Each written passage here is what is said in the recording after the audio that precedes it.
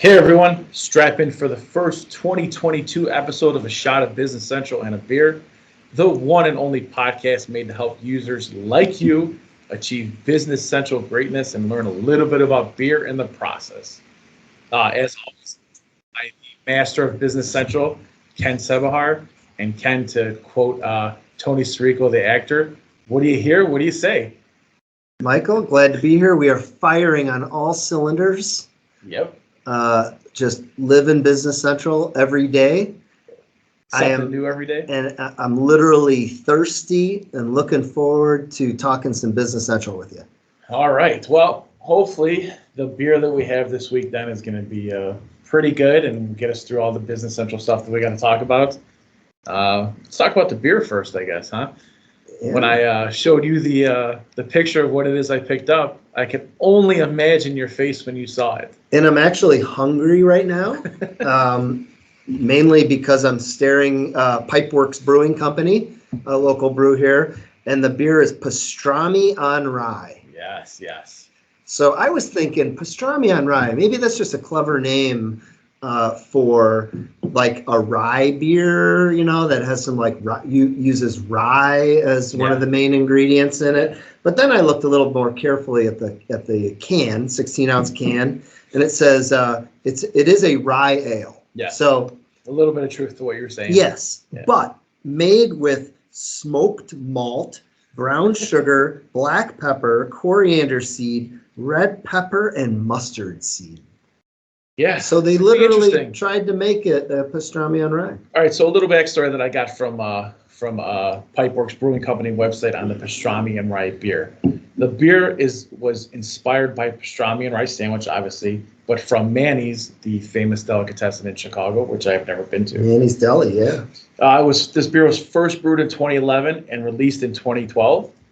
Last year, though, after many years, this beer came out of retirement as an official collaboration with the Chicago legends Manny. So unlike other previous pastrami and rye beers that Pipeworks put out, this actually has Manny's spice ratio for their pastrami sandwich that they use. Wow. So we're going to see. Let's pop it open. Let's do it, huh? 7.7% alcohol. Ooh, very dark brown color. Decent amount of head here. Let that settle in there. You know, I've noticed the one thing with beers, whenever they claim to have all this flavor and you think it's like pastrami on rye, let's say, it's never as overpowering as you think. A lot of the breweries do a good job of keeping the flavor of the beer first, out front. Let's hope Half Brother 83 on Beer Advocate is wrong. He believes they believe it's absolutely abysmal.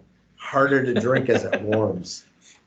So he's a real craft beer type of guy. I can imagine that. There's some not so good reviews. Really?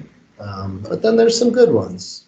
So Pipeworks Brewing Company is actually known for their crazy kind of beers and the original artwork that they put on the cans. This one's not too bad. Let's see. So appearance, like you said, dark, brown, maybe black. Yeah, I got to be honest with you. It's definitely good. A dark brown, nutty kind of ale. I'm not yet picking up the pastrami on rye. No? No. I'll tell you what, it smells maybe sweet. It tastes like a lot of these other dark brown ales that we've had recently. We've had a few of these. Not bad. Not bad. No. I anticipate I'm going to finish at least one of these over the next hour. Yeah, you know what? I don't know if it's something I like about beer with breweries. If the flavor, maybe I want it to be more overpowering. Do I taste the pastrami and rye? But maybe I don't. Right. I don't want to not like the beer. I think I'm relieved that I can't pick up as much of it yet. Right. Well, the mustard scared me. Yeah. Right. But coriander. I don't those are very unique kind of flavors, but I'm not picking it up yet. I think maybe it's right as it warms up. Usually we've seen the flavors come out a little bit more as it warms up. Pipeworks, the most common or popular, I guess, beer that most people have probably heard of is Lizard King. Never heard of it. Yeah. Have you had it? I have, It yes. was good. Well, I'm not a big fan of the certain types of hops. Yeah. It's a heavy. You could say it was bad. It's okay. I can't think of off the top of my head here. But yeah, so for this beer, as of right now, I'm surprised that I don't get a lot of the pastrami flavor or whatnot. And it's not, I say this a lot, I guess, it's not as bad as I thought it was going to be. Yeah. It smells I think good. it's pretty straightforward. It's So not better than the nitro. And so Juice far so beers. good, Michael. I'm pleasantly surprised. I got to be honest with you. You're not too bad. So so we've got a pretty good show today. We're gonna go through the shot of Business Central. We've got some pretty good news today lined up. Then I don't want to for our feature segment today. I'm going to kind of spoil a little bit of news here, but for our feature segment today, we're going to be talking about the release notes that just came out for the 2022 Wave 1 release. Yes. And we're going to do a deep dive into some of the new features that are going to be coming out. And then we're going to finish it up with our app spotlight. We're going to highlight the 1099 toolkit, kind of a timely thing, as a lot of people probably just finished up doing their 1099s and maybe want to see if there's anything out there to help them next year. Or you're running really, really late and you still got to get this done. So. Beneficial one way or the other.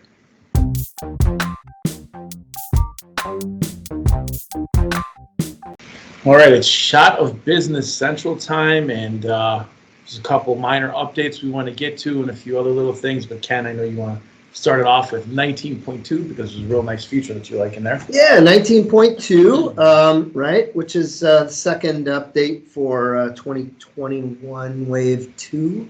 Yep. Gosh, keeping these straight. And it was released in January, sometime between January 14th and January 28th in most environments. 17 platform updates, 50 application updates. Wow. And then some localization updates. Yeah. There was 2 related to the U.S. For workflows and sales prices. And then the most highly impacted localizations were India, Italy, Spain, and Czech Republic. And then there was kind of like a blanket set of updates for all European localities, updated for 2022 intrastat formatting. So Gotcha. same updates, but made in all the different localizations. But sometimes these updates are just fixes and minor updates, but sometimes there's new features. And this is one of the months that there was a new feature. So specifically, the use of 2D barcodes inside of reports in Business Central. It's kind of rare too, right, to have a new feature, such a good feature like that, showing up in a minor update that's happening right before a major update. A lot of times they kind of hold off until the major update. But.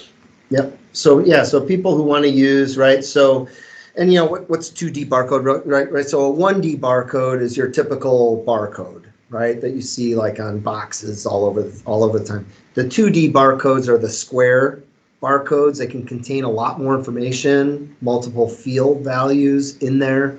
And so now that's available. And it's through, so Microsoft has licensed the font packages through a company called ID Automation. And that's kind of the big, what's new thing, is that prior to Microsoft doing this, where they're licensing these font packages through ID Automation for 1D and 2D barcodes, you had to use like a third-party app, right. which would provide the actual formatting. There's more to it than you think in terms of like check digits and things that are built in to the actual codes themselves.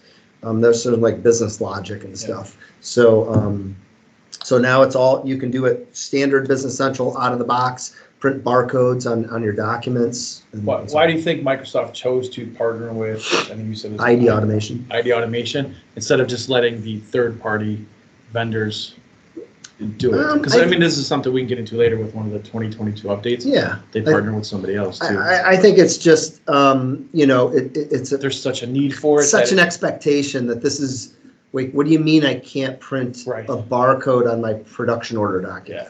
Yeah. It should be standard. For shop floor data collection or whatever. Like I want to print a barcode. What do you mean I need a third party app to do it? Gotcha. Yeah.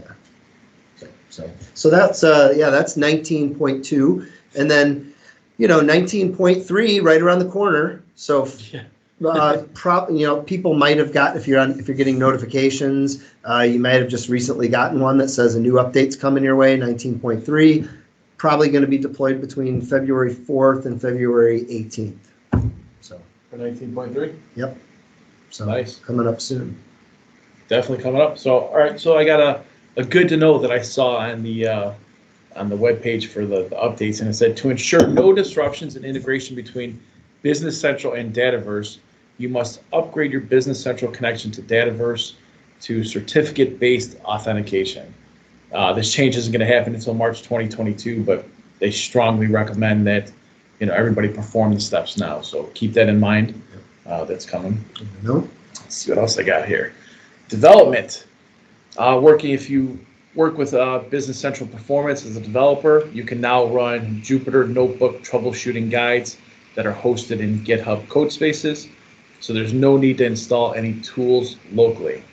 No idea what that means, but someone does. Exactly. Hopefully someone's listening. And Microsoft put it out there. Just got real excited. Yeah, it's got to be important. Yep, got a couple here. So one of the things people know is, right, when you go out to Business Central, you can do a free trial, and it's a 30-day free trial. If you get towards the end of the 30-day trial, you do have an option to extend the trial for an additional 30 days. Yeah. So it's really a 60-day trial. But what a lot of people don't know is that you actually can extend it for an additional 30 days, and that through a partner. So it's actually a 90-day is the ultimate maximum trial period. So you get the customer can go in and extend the trial. Then if they get towards the end of that 60 days, but for whatever reason they're not ready to go yet, they can contact a partner, and the partner can submit a request to Microsoft to extend it for one more additional 30-day period. Wow. For a total of 90 days. I didn't even know that. Yeah. So there's an online article out there, I think on the trial subscriptions page. It does mention that. So it's not commonly known though. So I thought it's worth mentioning. It's a pretty long trial, 90 days, right? I mean, you figure after 60 days, you either like it or you don't like it. Yeah, and what I would say is after 60 days, you should hopefully be in a position that you're at least willing to license one user. Right. And splurge and spend $70 or maybe $100 per month just to check it out. To continue it. But it is up to 90 days. So not too bad. I thought I'd mention that. Anything else before we jump into a couple more minor updates? Is that if you're running an older version of Dynamics, Microsoft has announced that they're no longer going to be publishing these offline Excel-based price lists. Mm-hmm. So for partners or ISVs who used to be able to download a price list off of Microsoft, they're no longer going to be providing those for AX 2009, AX 2012, C5 2012 or 2016, GP 2010, NAV 2018, or NAV 2009. So older versions. You're not providing them at all? No, so you'll be able to access the most up-to-date pricing and quotes on Order Central. Okay. So you just can't get them in the standard. You can't get download these Excel-based price lists anymore. The old Partner Source Business Center. Yep. Page. So it's kind of an old legacy note, but yeah, if you're working on those versions, just know that that's going away. And then last but not least, I think, we've got two things. So real quickly, let's talk about, 2022 Wave 1 release notes are now available. You can go see the listing online of some of the features that are coming out. We're going to be diving into that in a minute. Yep. Kind of a deep dive on the major categories of updates and pointing out some of our favorites. of what we want. But let's wrap up this shot segment with some additional details about the new commerce experience. Prices are going up. Everybody get out. No, I'm just kidding. No. So if you've been listening to our podcast, you know that the new customer experience is coming. It was set to, I guess, be deployed and fully functional, that partners would have to transition to it as well as customers on March 10th. That has now been extended to June 30th, 2022. So that's pretty good. Microsoft has added a new introduction, new commerce promotions webpage where you'll be able to see some of the promotions that go along now with the new commerce experience. We will link to that in the show notes. Also, I like this. You now have the option to set a trial to auto renew. When new commerce experience first came out and you would sign somebody up for like a Business Central trial, it was automatically set to renew. So when that trial was over, if you had 10 users on the trial, it would renew to a like with a paid subscription automatically. Oh. Right. So now they've taken that away to where it's not set to auto renew. We would have to set it to auto renew. Yeah. So what does this new commerce experience mean for a customer? Let's say I'm running Office 365 and Business Central today. Well, so it means, all right, so let's say you have Business Central and you signed up on April 1st, 2021. Okay. Right. Most people don't know this, but technically you do sign up for an annual contract, even though it's month to month and you can cancel at any time. So April 1st comes along and it's time to renew your annual subscription. Okay. I'm sorry, let's not do April 1st. Let's do July 1st. So we're inside the new now the new commerce experience is required. So July 1st, 2022 comes along and you've got to renew your contract. Well, you can pay month by month if you want for Business Central, but users are going to have a 20% price increase. So $100 user is not going to be $120 a month if you don't want to sign the annual contract. Okay. If you sign the annual contract, you're going to get the discounted pricing it'll be $100 a user or $70 a user, but you are on the hook to pay for the entire year. There is no, I want to cancel in 4 months, 3 months, 5 months, whatever it may be. You're on the hook to pay for that entire year. Also, what is good for partners, you can't leave, right, the partner and go to somebody else within that year either. So you have to pay the partner, so partners don't lose out on that revenue, as they were now. So if I'm understanding this correctly, I'm paying let's say I'm running Business Central Premium. So this is easier math for me. Paying $100 per user per month today. Yep. My renewal date's going to be in July. When I get to July, I can continue. I can keep paying $100 per user per month, but I have to agree to an annual term. Contract. Yep. Or I can choose to continue on a month-to-month basis where I can cancel at the end of any month. But in that case, I'd be paying $120 per user per month. Yep. What if I have seasonality? I have 20 users who I know I'm always going to have 20 users, but then sometimes I'll increase that to 30. Yeah, let's say you build Christmas trees or something, right? And your busy times during the winter. So you can be on the annual contract with your 20 users that are using it every day, all day long, every year. But then you want to add 5 more users. You can add 5 more users during your season of November, December, January, whatever it is, at the $120 monthly price. Perfect. Okay. So not too bad. A little bit of a price increase if you don't want to sign the annual contract. It's a premium. You're paying a premium for the ability to cancel those at any time. Yes. And I mean, listen. Versus agreeing to an annual term. Right. And if you're serious about Business Central and ERPs, nobody's going to really have an issue signing the annual contract. 1 year. It's a 1 year. 1 year. Annual Yeah, you term. know what I mean? Yeah. So, one other thing to note, you mentioned Office 365 earlier. In March, Office 365 pricing is set to increase. So be on the lookout. Separate from this whole discussion we just had. Yeah, it's just across the board. It has nothing to do with contracts or whatnot. The price, it's just going to be a price. Yeah, I think like the business basic is going from $5 to $6 per user per month or whatever. Nothing crazy. Yeah. It's not going to break the bank, most likely. But but it is, yeah, worthwhile noting if you're running Office 365, which I assume a lot of Business Central people are. Yeah. There is a price increase scheduled for Office 365 in March. Now, I'll give everybody a quick tip here. What you could do is, right now, if you go and you sign up for Business Central, you have an option right now to sign up for an annual contract or a 36-month long contract. I don't know if contract is the right word because you can kind of cancel anytime you want.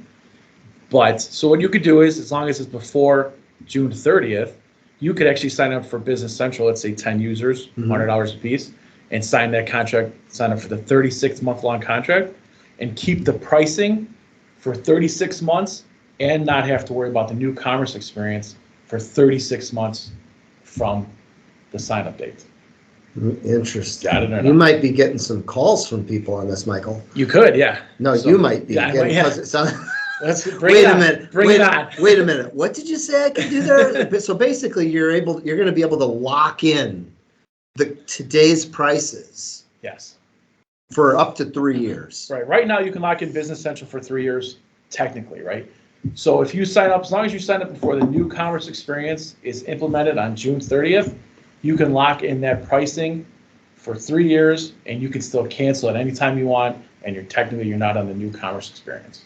Yeah. So someone who just maybe has recently deployed Business Central online and Office 365, and you really have no plans on making any changes in the next 3 years, right? And things are going well for you. That's a pretty good option to look into, because you're still going to you still may have the ability to pay monthly, but you just have to commit to a 3-year term. Yeah, right. And depends. The word commit is used loosely, right? Because you can still cancel anytime you want. Can you? Yeah, you're not in the new commerce experience. Like right now at Business Central, they can call you up right now and say, we want to drop 3 users and cancel everything. Fine, no problem. There's no penalty. There's no nothing. Right. So as long as you lock in. I got you. Before the new commerce experience. You've got 3 years to do what you want to do. Interesting. Yeah. Wow. And there's no price increases because you're locked in for 3 years. All right. Yeah. So same with Office 365. You blew my mind, Michael. You blew my mind. Buy those Office 365 users before March. You don't want to pay that price increase. All right, what do we got coming up? We're going to do the 2022. Yes, sir. Segment. Christmas Day, twice a year. Here we come. All right.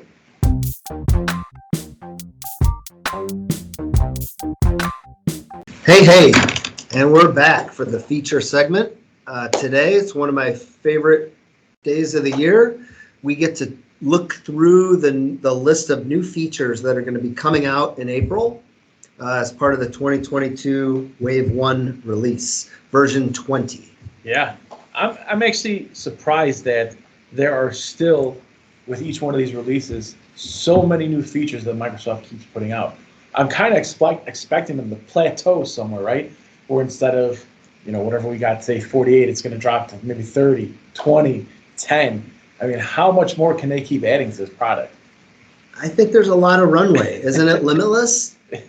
Ultimately, right? Yeah. There's always users who are going to be out there clamoring for more. Right. Right. And how many of these have come from the user ideas? Yeah. So out of the 48 new features that Microsoft is putting out with the 2022 release Wave 1, 15 of them were actually suggested through the Microsoft Ideas page. Wow. So we always say it that Microsoft is listening to what you say, put your ideas out there. Vote. And it's true. They really are. Yeah. So 15 is a good amount out of 48 new features. Absolutely. Yeah. And that's the top vote getters, they look at those and if they make sense, they incorporate them into the product. Yeah. Which is great. Because fantastic. When it's people using the system all day long, there's so many of us that it's more testing than Microsoft could possibly do. But before we jump into the new features and go one by one, I just want to mention some key dates that are coming up about the 2022 release Wave 1. Sure. So as we know, January 25th, 2022 was when the release plans were made available. January 31st, early access is available. So for us, it's only a few more days where we can get in there and actually test it and try it. February 23rd, the release plans are available in Danish, Dutch, Finnish, French, German, Italian, Japanese, Norwegian, Portuguese, Spanish, and Swedish languages. So stay on the lookout for that. We've got a lot of listeners in different countries. Love it. And then finally, April 1st, 2022 is the general availability for this update. So kind of staying on the same timeline as years past, where I think April 1st is generally always the GA for these updates. Yeah, and I think just as a little reminder, as you get into March, right, you can create a new sandbox, which is a copy of your production environment with the preview incorporated. So you can kind of do some early testing. I think it's January 31st. To make sure everything's going to be looking good. Right, early access is. I don't know. They say, but yeah, I think it's different for different apps. Right, it's always been Business Central has always been a little bit later than some of the other Power Platform or Dynamics apps that are part of it. So I don't know. We'll be on the lookout for sure and let everybody know. Yeah, crank open a Irish beer on St. Patrick's Day and get the early access to Business Central. Check it out. Yeah. So what we're going to do is we're going to kind of go through one by one each of these 48 features. Some are going to be pretty quick. Some are we might spend more time on. But the kind of Microsoft sticks with these general categories that they've been using, which is application, integration with Microsoft 365, development, governance and administration, modern client, onboarding, Power Platform, reporting, and then service and platform. So there's the multiple within each of these categories, and we're kind of going to. So, question for you: out of those categories, which do you think Microsoft needs to spend more time? I don't know if the right words are bringing up to speed. Which do you think they should spend a little bit more time on? Which is the most complicated to users, I guess? I know my answer. To a user, yeah, that's easy. For me, it's application. Application. People want more features, more bells and whistles. Yeah. Yeah. So mine's a little bit different. I think they need to spend a little bit more time on the Power Platform. To me, I find it a little bit confusing, a little bit harder to use. I know they claim that it's easy code and everything works and whatever, but still, it's just a You're little talking bit about confusing. like the Power Automate. Power Automate, yeah, it's a little bit Power confusing. Apps integration. Yeah, Power Apps. Yeah. But from a typical Business Central user's perspective, right? They're sitting in Business Central all day. They want features, functionality. You might say from an IT director standpoint, they're interested in the governance and administration and service and platform. How stable is this? What is the performance like?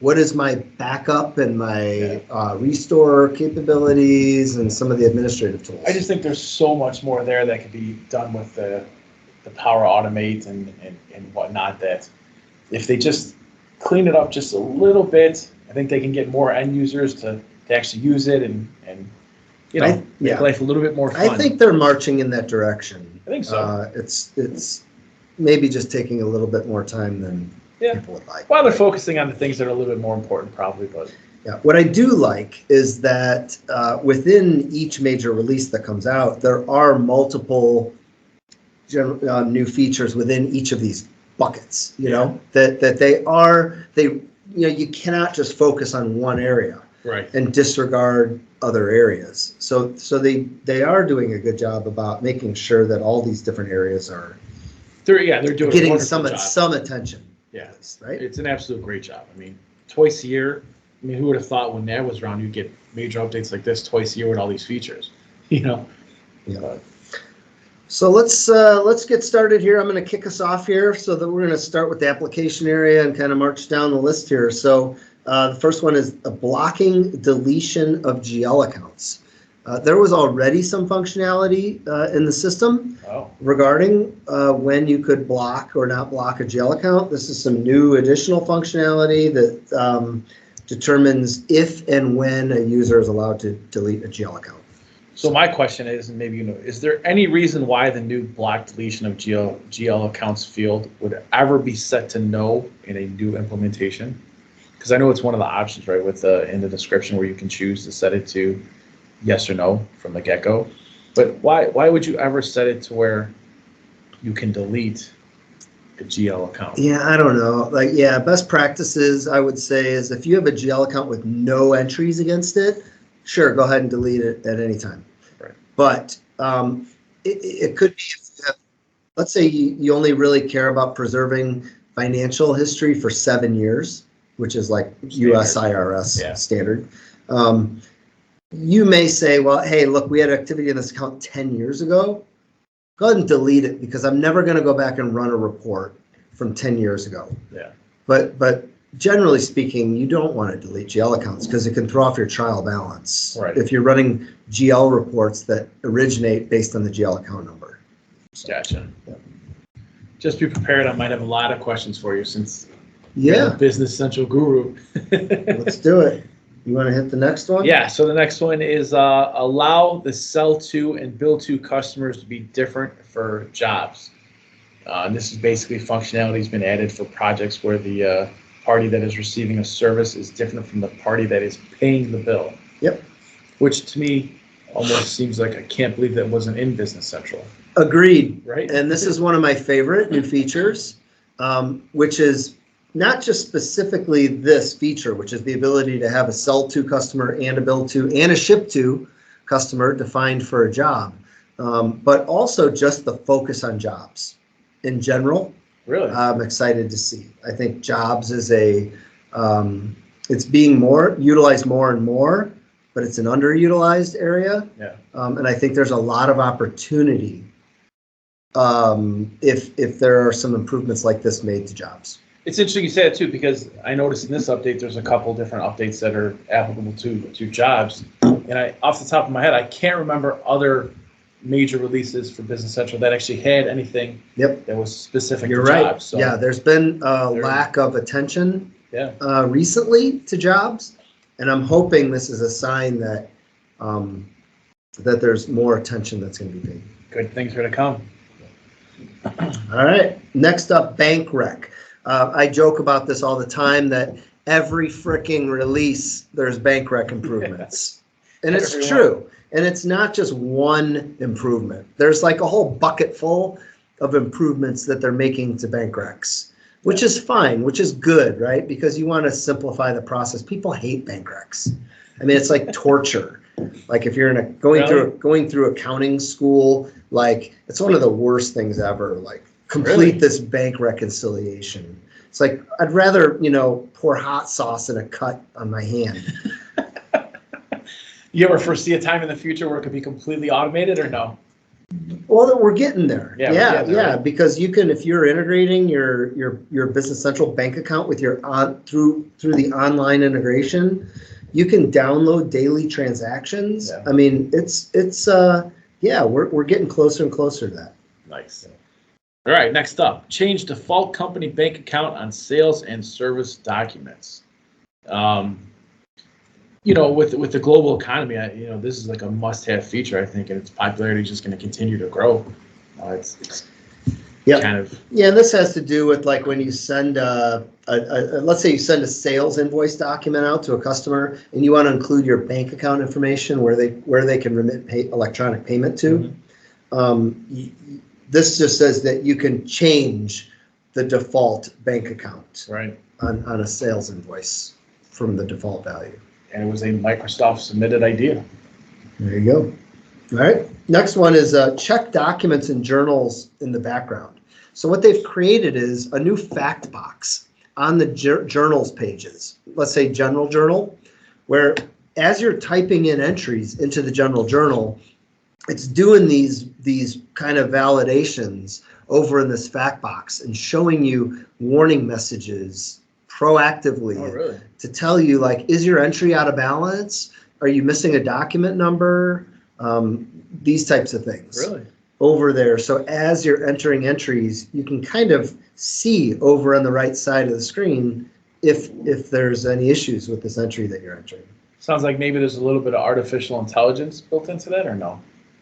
I don't think so. I think it's just it's kind of it's proactively giving you visibility to the validations that the post button's going to do. So like when you hit the post, you hit post preview or you hit post and then you see the error. Gotcha. Now you're going to be This able to is see before. that ahead Okay. of hitting anything over in the fact box. Okay, got you. All right, next up we got consolidate customer and vendor balances, and this is one of your favorites. Yes, sir. So you want to talk about it? Yeah, absolutely. Yeah, this is like a common thing. I'm guessing this is from the ideas site. It is. It's one of the ones. It from the has ideas it site. has to be, right? Yep. So very commonly for businesses, they have a customer that they sell products to, and that customer also is a vendor, and maybe they buy products from them.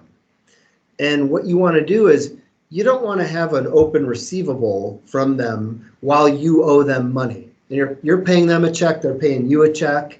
What you can do now is you can net those balances together, effectively link the customer and the vendor together. It's the same company. Mm-hmm. They're set up over here as a vendor so you can buy stuff from them, and they're set up over here as a customer so you can sell stuff. And in the payment journal, you can net those balances together to say, all right, I'm going to close out these invoices that I owe them or that they owe me against the money I owe them and cut them a check, and we're going to close all that stuff out. So why? Sorry, I'm not a big financial person. Why? So how does this make it a little bit easier? Are you not looking at different ledger entries, I guess, different lines? It's all just consolidated into one? Yeah, well, that's what we're doing is we're taking this one company that, we let's say we buy something from them, Mm-hmm. right? So we owe them $5,000, but then we sell product to them, $2,000 worth. So I don't want to pay them $5,000 because they owe me $2,000. Gotcha. So what I want to do is I want to pay them $3,000. So this links it to show you that you only owe Yes, okay. It shows that I only owe them $3,000, and when I do that, it's going to close. Right? I don't know. I'm assuming it's going to close out that receivable from them for $2,000 because I applied that effectively in my payment to them. Right. Nice. So I'm assuming I'm making a slight assumption there because it doesn't quite get into that level of granularity. But this is a huge thing. This is pretty common. That there's at least a few instances at every business where they have this. Another submitted idea from Microsoft. Yeah. As is the next one here, fixed quantity and product bill of materials. I know nothing about this, so. Yeah, so this is an interesting one. This is like, you have a bill of materials. So, right, if take the typical demo scenario, you're making a bicycle, and I'm going to create a production order to make 20 bicycles. Well, I'm then going to need 20 seats, and I'm going to need 40 pedals, right? What this says is, regardless of, I'm going to create a production order, and regardless of how many pieces I'm going to make, I'm going to need a fixed amount of one of these components. Okay. I'm going to create a production order for 20 bicycles, but I'm only going to need one whatever sheet of labels or something, right? Okay. And so it says this is a fixed quantity. It's kind of like setup time on a routing where you're saying I need to set up the machine and it's going to take me 30 minutes to set up the machine, regardless of if I make one piece or 1,000 pieces. Right? So how is it? Do you know how it's done now since this isn't in? There is no fixed quantity option. Nothing. It assumes that every component on your bill of materials is a function of a quantity per of how many pieces you're going to make. Really? Like in my example with the seats, I'm going to make 20 bicycles, so I'm going to need 20 seats. I'm going to need 40 pedals. So it sounds like it would be a pretty significant update for manufacturers then, no? I think there's probably certain industries where this is going to be really critical. Others, it's just maybe not relevant. Like it's always a function of the quantity that they're making. Bicycles, good example, right?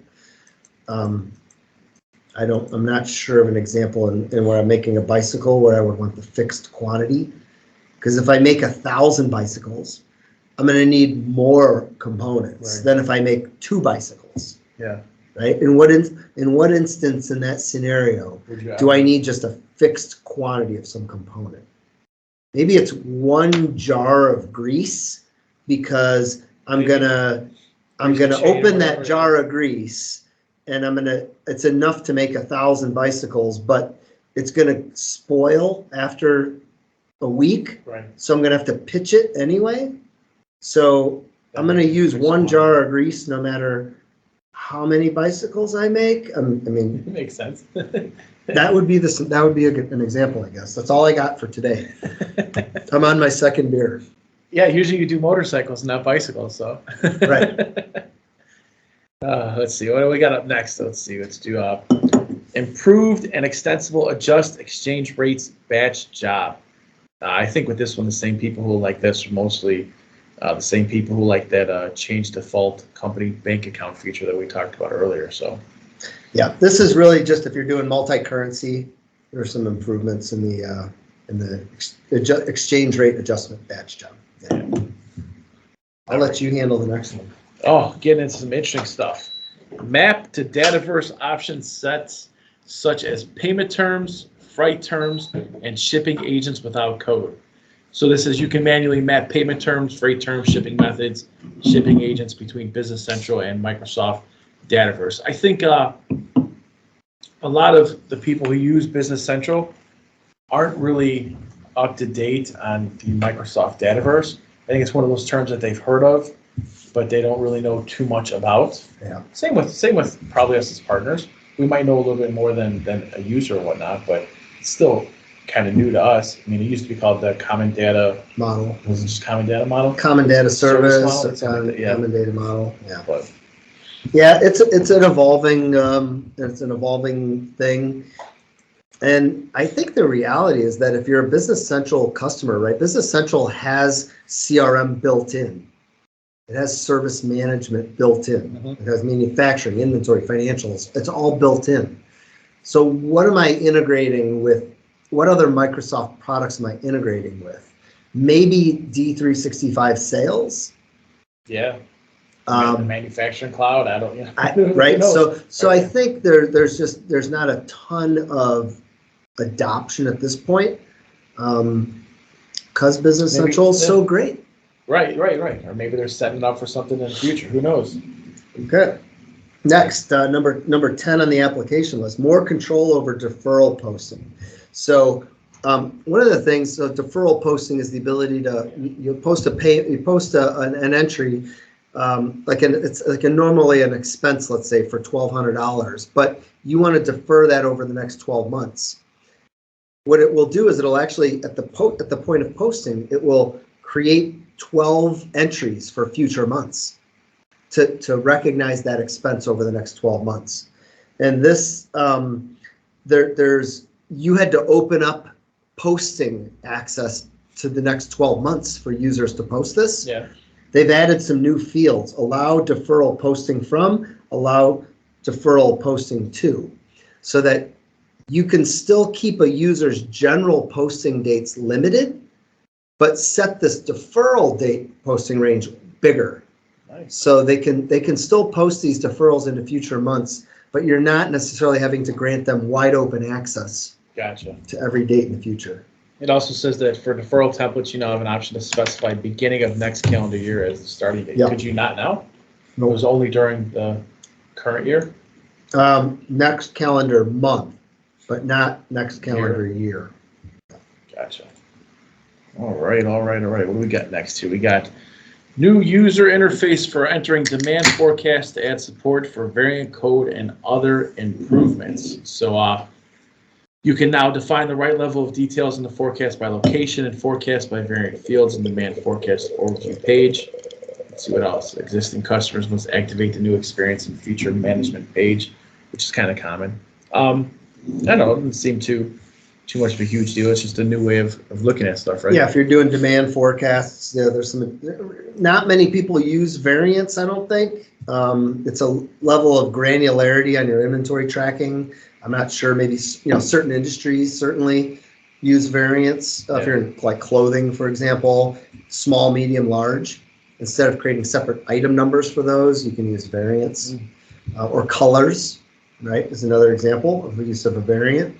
But yeah, if you're not using variants, maybe there's not so much there. Crazy. All right, what do we got next here? Payment reconciliation journal. There's actually 1, 2, 3, 4, 5, 6 new features that they've added to the payment reconciliation journal. So if you're using that, you look forward to some new changes there. Not too much. Next. All right, next up we got report selection for projects. Microsoft says use the in-product search to open a new report selection job page. The default configuration will use report 1016 job quote, but you can change this default behavior. You can also add reports to the report section and job page if you want to print more than one report per document type, for example. So another jobs feature, and nothing too crazy. Yep. People might have multiple job quote document formats that they want to use, and this gives you some additional flexibility. Set default dimensions on locations.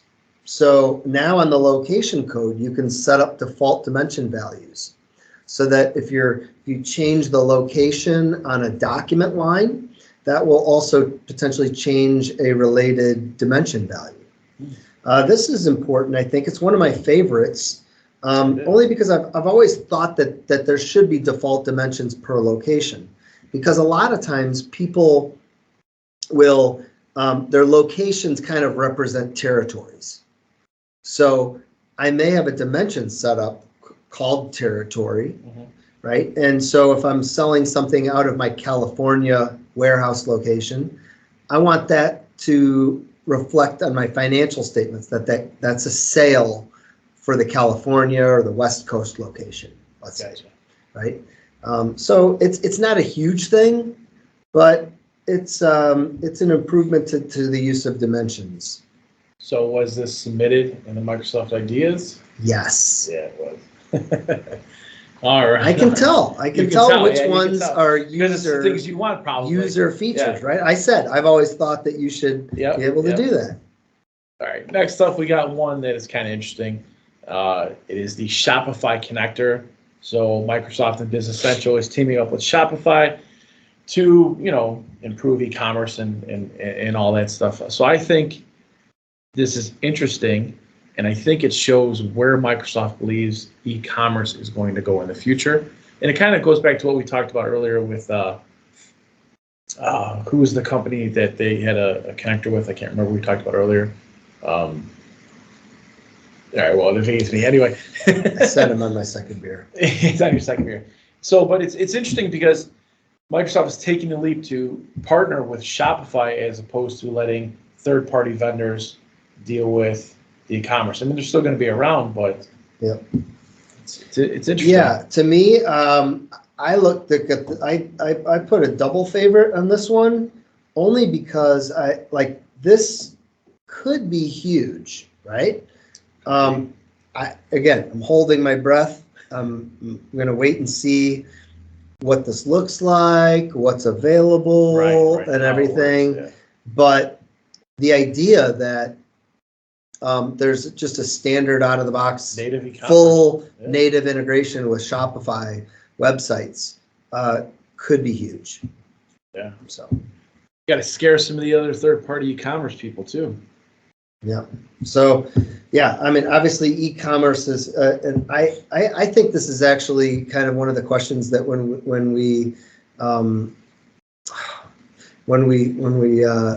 talked about some of the standard integrations and Microsoft strategies, like, what are your thoughts on some of these things, right? It's like, why do you leave certain things to third party? Oh, when we were talking with Mike Morton? Yes. Yeah. It's like, why does Microsoft leave certain things to third parties, but other things they take on directly? Yeah. This is an example where it's like, look, everyone wants an e-commerce shop. They want to sell their products on the web. And there's these best of breed companies out there. Yeah. Right. And I think this is a going down that path of saying, out of the box, you should be able to run a web store without a whole bunch of effort. Right. No, I just wonder, I mean, I think that the pandemic that hit in 2020 had a lot to do with this. Everybody staying home, remote work, buying everything offline. Yep. So this was probably always in the back of the minds of the people at Microsoft. but that might have accelerated it to where we need to get it out pretty fast. Absolutely. Yeah. All right. Another application one, standardizing the bank reconciliation process in North American versions. More bank rec improvements. Yep. Next. Here's one for you. Support inventory pick and warehouse pick operations for jobs. You're allowed to enable internal warehouse activities for jobs to ensure an effective flow through the warehouse and to organize and maintain company inventories. Another jobs one. So I can create I can create a job task and list a bunch of components that I need to complete that job, and I can create a warehouse pick for those. Previously, there was no function to do so. Wow. So, how did people survive? Grit. Yeah. Just pure grit. Just pure grit. Excel. I think you're up next. You want me to take it? Oh, I'll do this one. So the next one, we're still on the application features. This is a Dynamics 365 synchronizing sales quotes and orders in both directions between Business Central and Dynamics 365 Sales. So you might read this and say, oh, maybe the in both directions is the important part, because certainly Microsoft allowed you to integrate both sales quotes and sales orders out of the box with this integration. And you would be wrong. Yeah. Right? So sales quotes, I think, that is just added, right? So yeah, this is actually one of my favorites. So it used to be only one way, right, where it was synced, I think, from Business Central to D365, but now it syncs back into Business Central. Both so ways. right, and that's huge. I mean, if you got a lot of salespeople out in the field doing whatever they do, you want real-time data and everything updated quickly. It syncs both ways. So I'm big on all the integrations with the different softwares. Yep. I like it. So it's Yeah, one of my favorites. but it wasn't both orders and quotes before. No, just quotes, I think. Just quotes? Just quotes. Yeah, it wasn't both. Wasn't orders yet. I know that. Yeah. All right. Use different GL accounts for payables and receivables transactions. A lot of financial updates, I'd say, in all this. I'm right? going to guess this was a user community request. It was. Is something you wanted? No, I don't get it, to be honest with you. So why would you guess it's user community? Because it doesn't make sense? No. Please don't. No. Just kidding. Because I just, I like things simple. I'm a failed accountant originally. I like things simple, and being able to change the vendor posting group on a specific invoice so that it hits a different AP account. To me, that's just a level of complexity that I prefer not to have in my life. Gotcha. But apparently there is a need for it, and a demand, and the people voted. Demand, and I'm, like I said, failed accountant. So you're on the outside looking in at this one. Right. All right. Me or you next? I'll take the next one. Yeah. So we're moving on now to a new category. We're now in the better with Microsoft 365. So these are some of the integrations. And what they've done is they've improved the integration with Teams. So there's now a larger details page in Teams. When you send a link to someone, there's like a little window that actually gets displayed, and it shows you information about that customer or that item. They've improved that. They give you an option to actually launch the full Business Central experience from within Teams. And you can pin card records as a new tab in Teams. To me, that's the interesting one, right? Where you can pin a card record as a new tab in Teams. So that means that it's always there and always accessible. Yeah. To where if you guys the team was making a lot of changes. Yeah. Hey, we're doing a lot of work with this customer right now. These are my top customers. You can pin those right in Teams and work within Teams and just pop it open anytime. I like it. Yeah. We all know I'm a big fan of Teams integration. Yes, sir. All right, next up, Outlook add-in. Add attachments from emails directly to Business Central documents. So let's say you receive an email with a purchase invoice from a customer. You can now attach this attachment to the purchase invoice in Business Central right from within Outlook. No need to download, go to Business Central, upload. That's nice. Yeah, definitely making life a little bit simpler and a little bit quicker. Yeah. All right. So you may be thinking to yourself, God, guys, you've been talking for like 15 minutes and we're only through the applications and better with Business Microsoft 365. We've got a lot to go. How long is this podcast? Well, I'm here to tell you we're gonna pick up the pace right now. Oh boy. So we're hitting now the development track. And we're going to kind of go through these. I'm going to go through the development track right now. Go for it. Okay. So I'm going to list off the few features here and maybe give a couple comments, but we'll get through these. So one, the ability to auto deploy dependent projects in a workspace.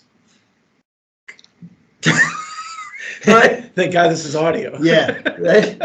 So yeah, this has to do with working with multiple environments and how you create these workspaces in Visual Studio Code.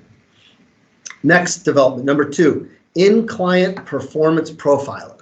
This is actually one of my favorites. I was going to say, yes, this is one of your favorites. And what this is like you're in Business Central working. You're now going to be able to, as a user from the user interface, turn on the performance profiler. So consultants or system administrators at a customer can now turn on the profiler and investigate issues of what's going on inside a process and why is this error populating. It's great, especially when you understand like why an extension is consuming so much resources or whatnot. So, right. Yeah. So previously you needed what they call a pro developer to do this. Now, a consultant or a system administrator is going to be able to initiate this themselves. Yeah, it's going to be great, especially for diagnosing performance-related issues. Yep. Figure it out real fast. Okay, number 3, a demo tool and demo data for manufacturing scenarios. So this is more for people who are either brand new and they're doing a trial, or they're pre-sales consultants for partners. Right, and why is this under the development part? I don't no, it doesn't make sense. Yeah. This is more for onboarding, maybe? Right, yes. Right, so you can deploy this set of demo data for manufacturing organizations. Number 4, AL Go for GitHub. So if you're using GitHub, there's some new tools available for the modern development environment for you there. Number 5, telemetry. The company name is now set as a custom dimension in AL log messages. This will make troubleshooting easier because you can see the actual company name variable, which previously you couldn't. Next one, users can export report data sets to XML. This is also one that I'm not sure why it's under development. This is a feature or application issue in my case. Yeah. So today you can take any report and you can output that data set to Excel. Mm-hmm. Now you can also export that data set from the report into XML. So this could be used for integrations or just other purposes of moving data. Maybe a comma delimited, a file or an Excel file doesn't work for what you're trying to do. Is that a function Nav has? No. I mean, there's XML ports, right? But this is just saying any Whatever data, any just report data right set there. can be outputted to Excel format or XML. Excellent. Yeah. All right. So those are the development changes, and I think, like we said, 2 of the 7 or so are kind of Really like not development. really I guess, development. Yeah, not sure why they put it in there. So I'll let you go ahead and take on the. We have a few governance and administration topics. Always a good topic. Next up, customer managed encryption key for encrypting customer data at rest. So Microsoft says that customers can use their own encryption key from their own Azure Key Vault to encrypt their Business Central environment database at rest. I do not know why they'd want to use their own encryption key unless it's just they're really afraid of somebody else having access to an encryption key. Could be. I don't know, Yep. All right, next up. Customers can consent to Microsoft support accessing their data through a lockbox consent flow. According to Microsoft, they can, fulfill their data privacy requirements and get Microsoft support in a way that ensures their explicit consent. So to me, this is just securing how Microsoft can access your information while they're supporting whatever it is you need support with. All right, next up is one of Ken's favorites and one of my favorites as well. Allow security administrators to define default permission set assignments when user is signing up. So basically, this is going to remove the hassle of having to customize permissions for each new user in Business Central by allowing them to have default setups. So if you're adding a lot of users, this is great, and also for security, you're not going to forget or whatnot, right? Yeah, and you don't want to have each user be set up with like super user rights. Right. Every time they sign up and make sure someone has to go in there. So this is a nice feature. Next up, updating only licensed users for Microsoft 365 runs faster and more efficiently. This is one of my favorites because I've noticed over the past couple updates, they've changed some things when you're trying to update the users from Office 365 in Business Central, and it's actually taking a lot longer. And then you have the option to see what the changes were, and it goes through user by user. So hopefully they can speed that up a little bit, especially for larger organizations. I recently did this for a company that had several hundred overall users, but only 5. It goes through all of them, though. Yeah. It took a while. We're like, it's 5 users. What's going on here? In the past, I don't know which update changed it, but in the past, it would recognize those 5 users pretty quickly and then pull them in and go through whatever changes were. All right. I think we got one more left in this category. All right. Permission set handling enhancements. So this is one where the new updates can allow developers to establish a hierarchy of permission sets, include sets inside other permission sets, and extend permission sets. So, basically just security, making it a little bit easier. Yeah, it says that what caught my eye on this one is that everyone loves permission sets, by the way. They're just people's favorite. They love working with permission sets. This says that it provides admin users can visualize which permission sets are included in a given set and fine-tune them as needed. So I'm curious to what that means. And then also new capabilities to subtract permissions with a permission set. So I thought that was already there. Yeah. I'm not sure what that means. It means, and I thought there was an exclude feature where you could say, all right, I want this user to have like super rights, but then I'm going to create this exclude permission set, and in the exclude permission set, I'm going to include account schedules, GL budgets, financial, right? All my financial type reports, so that they can get to most operational things, but I'm going to specifically exclude these financial things. So I think we might have a permissions expert on the podcast next month, maybe. So we might want to make stay tuned and ask these questions. All right, I'll handle Power Platform. All right. Next category. So integration with the Power Platform. There's some Dataverse data change events. Has to do with APIs and how tables are exposed in Dataverse, virtual tables. Not going to get into that.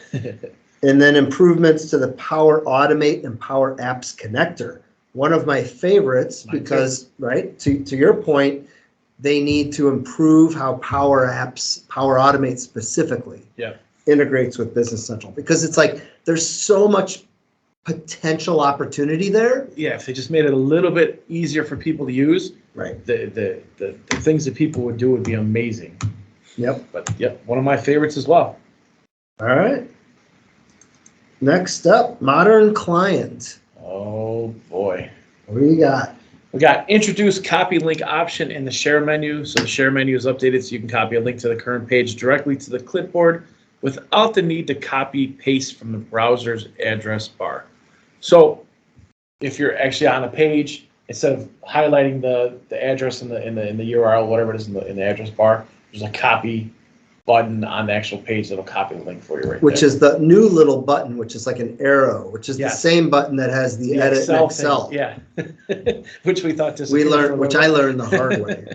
Yeah. Next up, the new PWA app replaces the Windows desktop app. So why is this one in here? I don't know. There's a new It's like a new app. Microsoft Store for the Yeah. Microsoft Store app. Yeah, so you can go to the Microsoft Store and download the Business Central app. Yeah, not sure why. There you go. All right, next up, usability improvements to the web client.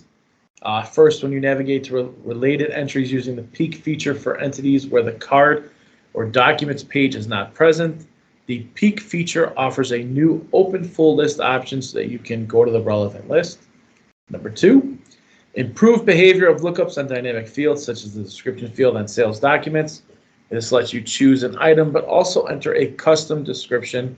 And the third update with this is when a fast tab expands, the page scrolls up so the next fast tab caption is visible. I gotta say that to myself. When a fast tab expands, the page scrolls up so the next fast tab caption is visible. Okay. So less moving over to Yeah. have to kind of scroll down. Gotcha. I guess. Yeah. All right. So some new. Let me take the ball here. We've got some onboarding. Oh, So right. so these are things that relate to new companies who are deploying Business Central. First is there's context-aware links in the help pane. So some new improved guidance and learning.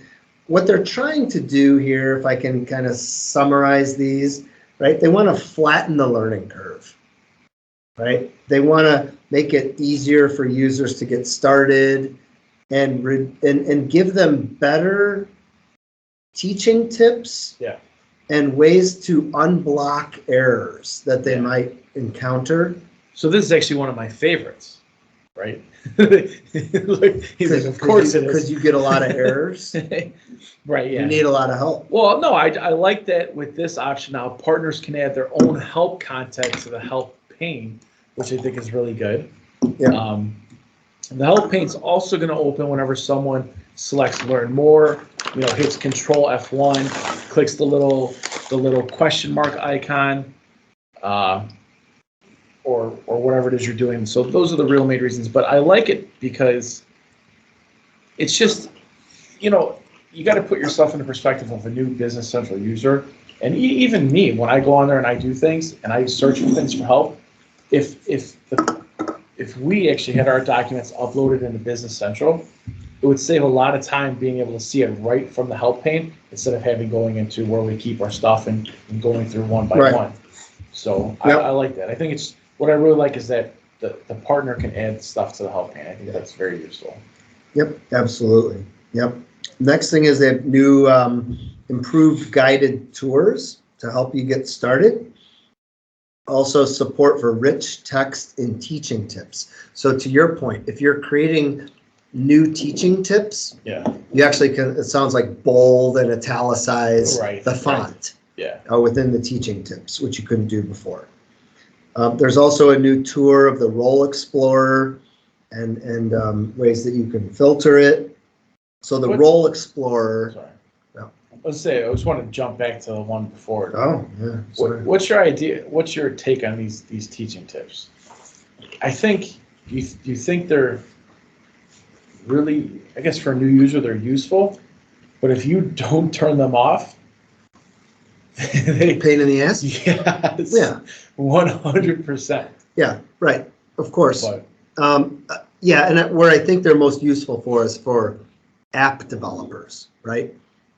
If you're creating an app, you want to direct the user. Hey, you just installed our app. Yeah. Oh, by the way, we added this new field here to the customer record, and give that teaching tip. And all this is it says that you can enhance the font types or whatever inside the teaching. It's not like you can now add teaching tips. It's saying that you can make the So rich text though, maybe you can add a link. You can add a link, which would be pretty good, I guess. Yeah. So that's not bad. Okay. Yep. Sorry about that. Sorry to interrupt. No problem. Tour the Role Explorer. Yeah, the Role Explorer. It's just all this is it's like when a new user logs in, there's this new tour that they can take that shows them the Role Explorer, which is like the traditional type menu that exists where they can find stuff if they want to look for it. All right, next up, new capabilities for financial reporting with account schedules. This also happens to be one of Ken's favorite, which seems to be a common thing. You tend to like the financials things. Well, I've always pretty much been an advocate that account schedules is a very powerful and useful tool for analyzing financial data, and it's underutilized. And I love seeing Microsoft adding features and functionality to account schedules to get a greater user adoption of them. So, do you think it was submitted in the Microsoft idea, or yes or no? Well, there's 6 different things. Actually, there's 6 different improvements in here. There is. Wow. I'm gonna say no. Nice. You got it. Whoa, yeah. I thought for sure you were going to say yes. No, the only reason I said no is because there's so many different things that couldn't have came through one idea. So how about that? All right. Yeah, but I love account schedules. They're great. If you're not using account schedules to look at your financial statements, you should be doing it tomorrow. Yeah. All right, next up, use Excel to design layouts for reports. All right, so when we had Mike Morton, who is the general manager of Business Central at Microsoft, on the podcast, I believe that when we asked him what some of his favorite features up that are going to be coming up are, he couldn't really answer, but he said, one of them, I think he said one of them has to do with reporting, and that when we see it, we're going to ask ourselves, how is this not already in there? And I kind of think maybe this is what he was alluding to. Maybe I'm wrong. I thought the same exact thing. Did you? I did. So there, yeah, it's one of your favorites too. Oh, you got a double star next. Double. So it's one of your real favorites. Yes. Yeah. This is potential game changer. Right. Right. I'm again holding my breath. I'm gonna want to see this. And this, I think it said it's coming out in April. Is the preview of it. So there's not. It looks like there's not going to be really an early preview of this available. But if this is what I think it could be, this could be game changer here. So kind of the people fall over like holy right. So that's clear. That's one of my top favorites in this whole thing here. Yeah, it's funny. Once I read it, I was like, oh, that's got to be what he was talking about. Yeah. All right, what do we got up next? Next up, I'm going to wrap it up here. Go for it. Service and platform. So the first thing I'm going to talk about is that there's some performance counters, and Microsoft is making some virtual tables available through SQL queries that, because we're running on SQL Azure, you couldn't previously get. So they've created some virtual tables so that partners and end users can see some of this virtual table data that's looking at data inside the database. So that's kind of cool. The rest of it, and there's 1, 2, 3, 4, they're all telemetry related. So the telemetry data, system data that the system's capturing, they've done some improvements to it so that people can do better troubleshooting and analysis of each environment. So. All right. Woo! We made it through, right? We made it through, and you know what? We saved that Excel reporting thing for almost last. Yeah, it's great how it worked out. And I think if I can go back and recap through everything right there, I would say I still think that number one. That the Excel layouts for reports and the Shopify integration are the two kind of game changer things that I saw that have a huge potential impact on Business Central. If they work how everybody's imagining them to work at. Right. Yeah. We shall see, right? We shall see. All right, next up, we're going to be talking about a 1099 toolkit, which at this point in time, may be helpful to somebody. If not this year, maybe next year. So stick around.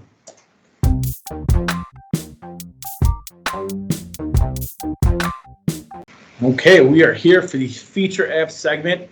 Today we're going to be talking about the vendor 1099 toolkit, which is from Business Central add-ins, and we'll put a link to the actual app source link in the website on the note. So what it basically boils down to is, right, Business Central already has the capability to handle 1099s and all that type of stuff. This really just adds, in my opinion, some bells and whistles on top of already great functionality that's within Business Central. So some of the key capabilities that this adds is like you can automatically identify and correct vendor federal ID issues. You can review all reportable 1099 information in one view. You can print 1096s, which I guess is pretty good. It's a pretty good feature since Business Central doesn't have it already. Yep. And if you're not, yeah, that's if you need to print a paper copy of a 1096 and Right. submit it versus electronically. I think what it all really boils down to, though, is, and you know, I haven't used it a lot, so I don't know too much about it, but I've seen some demos on it and whatnot. But I think the real value in this is the reporting capabilities. If you're doing a lot of 1099s, you can print out a report and see a whole bunch of different things, and then go back and make the changes a little bit quicker than normally.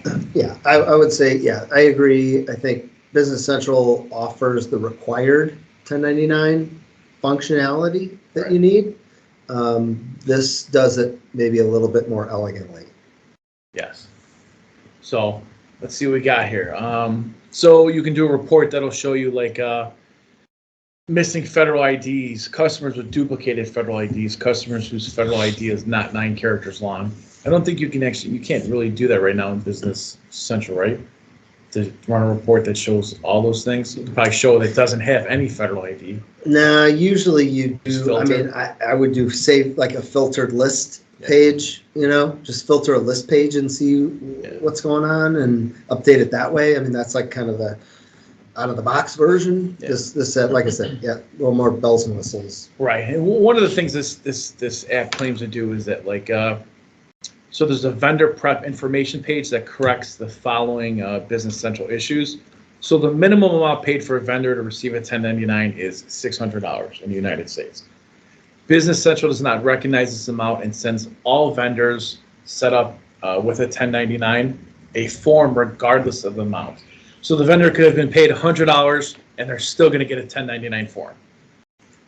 Excuse me. Also, if a vendor was charged $2,000 on an invoice, but only $1,000 is reportable, Business Central will print a 1099 form for the entire $2,000. Now we tried it, and we couldn't see how this worked, but they're claiming it does. So yeah, I think there's ways around these things if you're paying attention. This makes it a little bit more easier to catch these things. Right. So you'd say this is like for a company that does a high volume of 1099s, right? If you've got 20, 30, 10, whatever. 5, 1099s, maybe this which isn't is for more you. common. Right. You should be able to handle what you need to get done out of the box. But Right. yeah, if you have a large number of 1099s, you're probably looking for something a little bit more robust. Yeah. And another thing that I kind of like about this, though, this 1099 toolkit, is I know last year when the IRS changed the form to the print 99, 1099 NEC, this actually allowed you to download it quicker through Business Central than you could with Microsoft. So the Microsoft update came a little bit later than this update to download the form. So that's kind of nice if you need it in a pinch, and you know it's there for you. Yeah. Other than that, that's about it. It's a pretty simple little app. Nothing too crazy. We'll link to the fact sheet, overview video, website, and the app source link on the show notes. Contact the vendor for pricing. Yes, contact the vendor for pricing. We're unable to find pricing. So, all right, let's rate the beer before we wrap up this episode of Shot of Business Central in a Beer. Yeah. I think it's episode 34, if I'm not mistaken. So, Take your word for it. you want to go first? You want me to go first? Yeah, I'll go first. You picked the beer. I was really nervous heading into it because I thought this was going to. I mean, I'm actually really in the mood for a pastrami sandwich right now, but I thought the beer was going to taste like pastrami, and that had me nervous. But it did not. I never picked up, no matter how warm my beer got, I never picked up the mustard seed or coriander in there. It just felt like a dark ale. Yeah, I got none of that either. I did not get any pastrami. I didn't get any rye taste. So it's just marketing hype, right? It claims though that it's made with it. That's the crazy thing. It's a teeny bit. It's a teeny bit. Yeah, half a gram. Yeah. So go ahead. I'll let you rate it first. All right. So just like you, I enjoyed this beer more than I thought I was going to enjoy it, just because it didn't have any of those flavors. Although I kind of wish it had a little bit of those flavors, which is why I picked it out. But I'm going to go with the smell was good, the color was good, the presentation. I'm going to go with 84. I'm going to give it an 84. I could definitely drink a couple of these. No problem at all. Yep. I'm right in your ballpark there. I'm going to go 81. There you go. So just a little bit lower, but right in that same ballpark, I think. Now, before you tried it, you saw it. What was in your head? Are you like is this going to be 50? 40. Yeah, it's going to be like I'm not gonna drink a second one of these. Yeah, but I have drinking a second one. So gotta have faith in me, Ken. Gotta have faith. All right, everybody. That wraps it up for Shot of Business Central on a Beer podcast this month. As always, share with everybody, like and subscribe to the podcast, and we will see you again next month. Ken, you want to do the traditional honors with the bye.